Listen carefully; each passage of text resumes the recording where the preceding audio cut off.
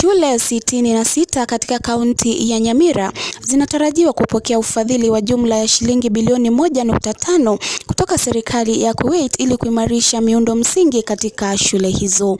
Akizungumza katika shule ya upili ya Nyamira na Tombe katika kaunti ya Nyamira, waziri wa elimu Ezekiel Machogu amedokeza kuwa wizara hiyo chini ya uongozi wake Rais William Ruto walizungumza na balozi wa taifa hilo humo nchini na kuwashawishi kuwapa ufadhili huo ili kupiga jeki sekta ya elimu Nyamira.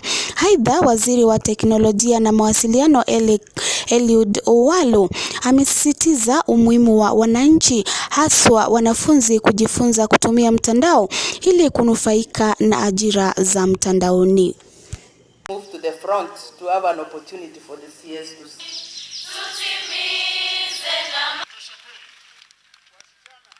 The president called me. We had an engagement with the ambassador of Kuwait, and the courtesy of His Excellency the President, Nyamira County, you are getting 1.5 billion.